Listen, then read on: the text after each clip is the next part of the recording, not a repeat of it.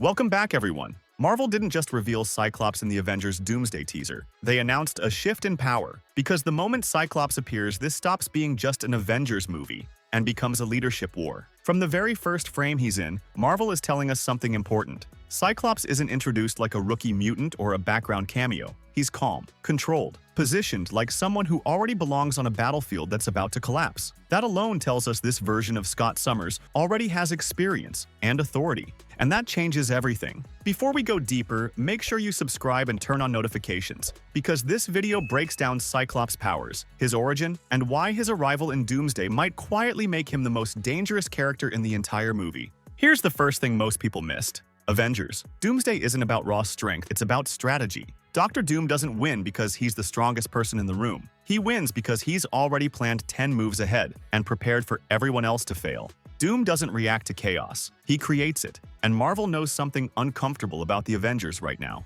They don't have a leader built for that kind of war. That's where Cyclops comes in. Scott Summers has always been the opposite of chaos. While characters like Thor, Hulk, or Captain Marvel rely on overwhelming power, Cyclops relies on discipline. Every blast he fires is measured. Every command he gives is intentional. In a story built around extinction, collapse, and impossible decisions, that mindset becomes terrifyingly effective. Marvel even frames Cyclops the same way they once framed Captain America, standing slightly apart, watching, analyzing, not reacting emotionally. That isn't accidental. That's visual storytelling. But here's the difference. Captain America led with hope. Cyclops leads with necessity. Cyclops isn't just fighting in Doomsday, he's directing it. And to understand why that's dangerous, you need to understand who Scott Summers really is. Cyclops isn't just the guy with laser eyes, he's one of the most complicated and misunderstood leaders in Marvel history. Once you understand what he's been through, everything about the X-Men and Doomsday hits differently. Scott Summers first appeared in 1963's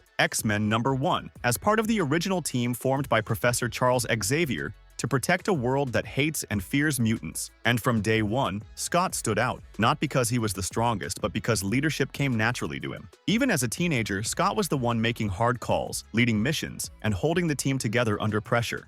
But beneath that disciplined exterior is a character carrying enormous emotional weight: trauma, loss, guilt, self-doubt. Scott's childhood was brutal. When he was young, Scott survived a tragic plane crash that killed his parents. His younger brother Alex survived too, later becoming Havoc. But the brothers were separated, thrown into foster homes, and left without stability or safety. Not long after, Scott's mutant powers manifested. He discovered he could fire devastating optic blasts from his eyes, with absolutely no control. Imagine being a child who can destroy walls, vehicles, even buildings just by opening his eyes, with no way to stop it. That fear didn't make Scott reckless. It made him rigid. It taught him control was the only thing standing between order and disaster. This is where everything changes. Professor Charles Xavier finds Scott and sees what no one else could. Not a weapon, not a monster, but potential. Xavier doesn't just give Scott shelter, he gives him discipline, structure, and purpose. Through ruby quartz glasses, Scott can finally open his eyes without destroying everything around him. For the first time, Scott belongs. He's no longer just a dangerous orphan.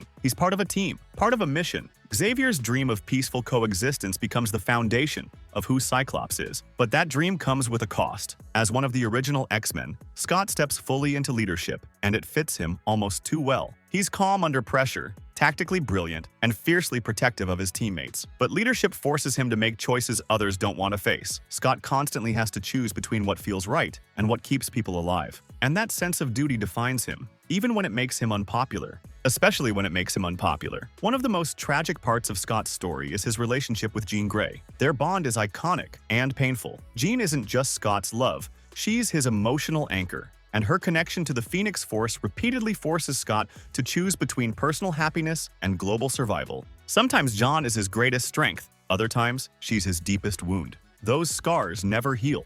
As threats against mutants escalate, Sentinels, Magneto, governments turning hostile, Scott begins to change. He becomes more militant, more pragmatic, more willing to cross moral lines others won't. This creates deep tension within the X-Men, especially with Wolverine, who follows instinct instead of strategy. And here's the most important detail.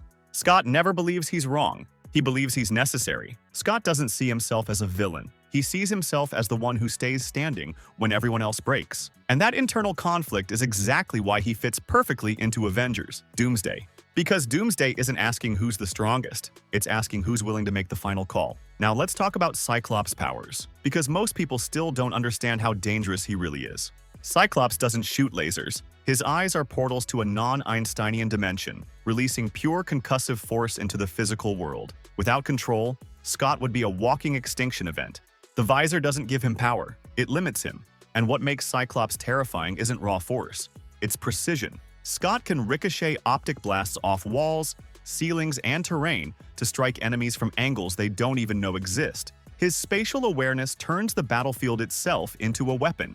His body absorbs solar energy, allowing him to fight longer and harder than most opponents expect. But there's a weakness: emotion. Scott's mind generates a psionic field that prevents collateral damage, but emotional instability disrupts that control. And Doomsday is designed to emotionally destroy its characters, which means Cyclops isn't just a commander, he's a pressure point. Then there are the secrets the MCU hasn't fully explored yet. Scott is the son of Corsair, leader of the Starjammers. His guilt-ridden relationship with his brother Havoc, his fractured emotional life with Jean Grey and Emma Frost, the ruthless decisions he's made that cost him friendships, trust, and happiness. Scott Summers has already sacrificed everything once, and he's willing to do it again. That's why Cyclops' presence in Avengers Doomsday matters more than people realize. He isn't entering the MCU to follow orders. He's entering to challenge how wars are fought. By the time Doomsday ends, the MCU won't just look different, it will think differently. So the real question isn't whether Cyclops is powerful enough to face Doctor Doom. It's whether anyone is ready for the kind of leader Scott Summers becomes when the world is ending. Before you go, subscribe and turn on the bell. And now tell me, do you think Cyclops is here to save the MCU or to replace its way of thinking entirely? Drop your theories in the comments, because Doomsday isn't about heroes winning. It's about who decides what survives.